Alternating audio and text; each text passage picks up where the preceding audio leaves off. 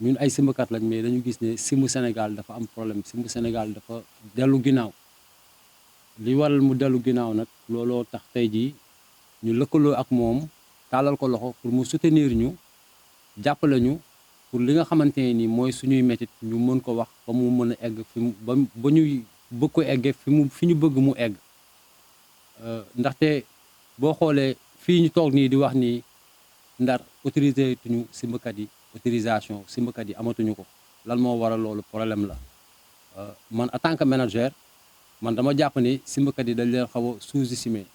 te dañ jàpp ne loolu dafa war a jeex moo tax ñu ñëw ànd ak la directrice centre culturel africain bu Saint-Louis pour waxtaani simb pour xool yan jéego lañ mën a teg pour ànd ak ministre de la culture pour mën a jox simb gëdd bi mu war a am parce que jàpp nañ ne simbkat dañu war a dépasser di simb police di ñëw di ko dàq jàpp nañ ne simbkat kaso du palaasam vraiment loolu bokk ci lu gën a tax ñu ne nag dañuy lëkkaloo ak suñu yaay booy pour créer benn festival fii au niveau du Saint-Louis te bu ñu ñëwee ba Saint-Louis ñu créer fi festival boobu créer fi point de presse bi man damay jàpp ne lu noble la parce que simb dafa am wàll fii si Ndar festival bi le 24 décembre la comme ni ko gars yi waxee alerté nañ pour 14 régions yi nekk Sénégal yëpp fu ci nekk am na simbkat bu fa war a jóge pour représenter groupe bi nga bàyyi ginnaaw loolu du ma ci sori peut-être Aliou Mboub dina ci ñëw ak Modou Fall mais li ëpp solo daal mooy pour le moment nii jox nañu loxo madame la directrice pour moom mu soutenir ñu mën a egg ci suñu ministre de la culture parce que moom mooy suñu tutelle.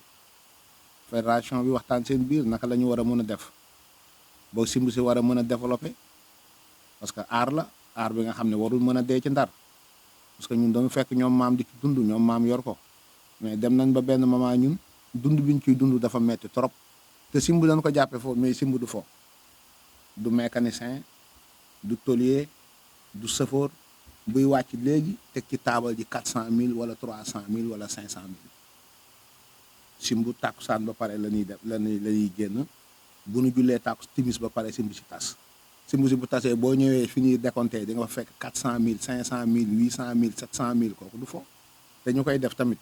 duñu ay bandi duñu ay woyu ay kilifa lañu ay responsable lañu dañu yore seen ay soxna yor seen ay doom donte yor nañu leneen lu ñu jafandu mais moom simb moom moo ñuy dundal dafa bokk ci suñu cosaan doon suñu aada ñu moomal ko suñu bopp kon dañuy war a bàyyi ñu am ci ay jéego léegi ñàkk jéego boobu nag moom moo waral presse bi ñëw fi ñu toog waxtaan ak madame Dieng pour mu teg ñu loxo ñu waxtaane ko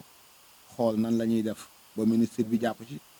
parce que nit ku nekk ak métier am parce que nit boo nekk lii métier bii la am moom lay def nga ni ko doo ko def rek rey nga ko déjà. ba tax na tey jii bi ñu demee boo xool ni simbu Sénégal li nga xam ni suñu culture la suñu cosaan la suñu aada la ñun ñoo ko moom jéggaane wuñ ko dem na ba suux moo waral tey jii fi ñu toll nii bi ñu demee ba toog taxawal fi association des Faux Lions de Saint-Louis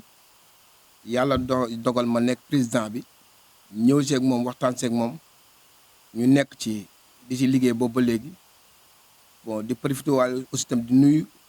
ministre de la culture bu bees bi nga xam ne aussi tamit yàlla indi na ko fii ni ñu ko defee ci làmb ji di ko defee ci nawetaan bi di ko defee ci basket bi dañ kaa war a delloo njukkal li nga xam ne sàccuñu ko jéggaanewuñ ko ñun ñoo ko moom muy culture buñ fi fekk nañ couvrir nag làmb ji ba muy dem partout dans le monde jot na ñu jox naar bi wàllam ci li mu moom ci li nga xam mooy culture Sénégal liñ ci ñaan mooy di si tàll autorité yëpp rawatina ministre de la culture di ko si tàllal loxo jaarale ko nag suñu sœur madame Sira ak sœuram yi nga xam ñoo nekk Ndakaaru pour ñu jàppale ñu si li nga xam ni mi ngi bëgg a nax saa yi mi ngi bëgg a suux ñu jàppale ñu si mu dellu fa mu nekkoon. simb nag li mu mun a jural Sénégal ci culture dafa bari na lool parce que dañ ko liggéeyut moo tax mënuñu ko xam metti nañu nag parce que li tax mu metti ñu mooy fa ñu bëggoon tey jii fi ñu toll ay jamono si ginnaaw simb fi làmb ji toll fa la simb toll woon mbër yëpp daw dugg si làmb simb si bëgg nañ daal vraiment wax dëgg yàlla ñu jàppale ñu le 24 décembre nag ci festival bi ñu organisé ñu ngi ciy woo àdduna rawatina Ndar gi nga xam ne aussi tamit fii laay yeewoo di fi ñaan jàmm di ko ñaan ci réew mi di gërëm aussi tamit kilifa diine yi ak kilifa aada yi parce que ñoom ñu jara ñaanal lañu. aussi tam di wax ni ministre de la culture dañoo bëgg nga jàpp ci festival bi bu baax a baax a baax a baax Mansour Faye monsieur le maire dañu bëgg nga jàpp ci bis bu baax a baax a baax a baax a baax a baax Pa Ibrahima Faye waxi noppi Aline Diop DG waxi noppi jàmm génn seeg jàmm yàlla mañ si réussite. MPS HD, la chaîne de télévision pour tous. Yéen ñëpp a ko moom. Nous sommes là aujourd'hui réunis, comme ils l'ont dit, parce qu'on a laissé les acteurs se prononcer par rapport au festival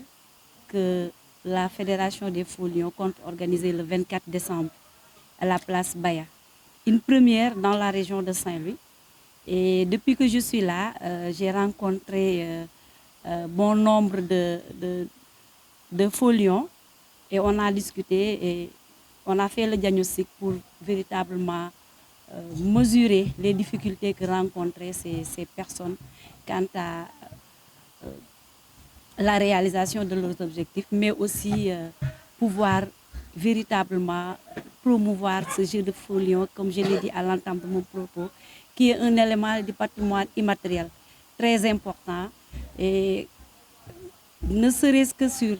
la plastique et l'esthétique de l'accoutrement du Faux Lion et toute l'histoire autour de ce Faux Lion, la tradition, etc. Je pense que c'est un art qu'on doit promouvoir et valoriser. Et compte tenu de ça et des difficultés qu'ils ont rencontrées, je n'y reviendrai pas. On a quand même eu à poser quelques actes. Et c'est l'occasion pour moi également de remercier le préfet de Saint-Louis, qui depuis qu'il est là, et quand il est arrivé, on a vu que toutes les autorisations étaient arrêtées. Il n'y avait aucune autorisation pour les Faux Lions, pour les jeux de Faux Lions. Mais il a rencontré les acteurs, il a associé à la rencontre les délégués de quartier et toutes les associations et tous les acteurs, le commissaire de police. Donc il a réuni tout le monde autour d'une table pour discuter et voir véritablement comment trouver une solution. Dans un premier temps, il a repris les autorisations, mais comme ils l'ont dit, il y a toujours des intrus qui s'opposent à la bonne marche du CIM à Saint-Louis.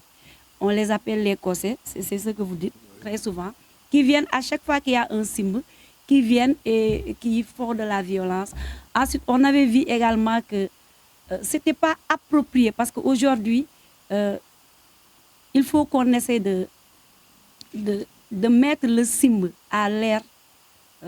des nouvelles technologies, à l'ère du numérique, et d'aller avec la bonne marche du monde. Pourquoi? Parce que peut-être d'antan, il n'y avait pas assez de routes, il n'y avait pas assez de voitures. Et là, on pouvait se permettre de parcourir les rues en jouant à cache-cache avec les enfants qui venaient. Et c'était ça le charme du CIM. Ce Faux Lion qui se présente et l'enfant qui le voit, qui court, et il court après l'enfant. On voit que ça peut avoir des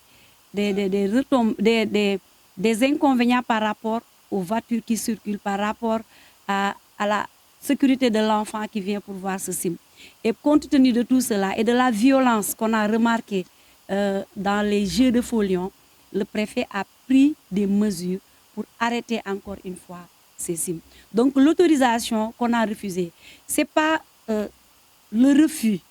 de valoriser ou bien de les permettre d'œuvrer et de jouir pleinement de cet art, mais c'est pour des raisons de sécurité. Maintenant, ils se sont organisés et on est prêt pour les accompagner dans ce sens-là, pour voir comment rentabiliser le CIM, comment faire le CIM aujourd'hui autrement, avec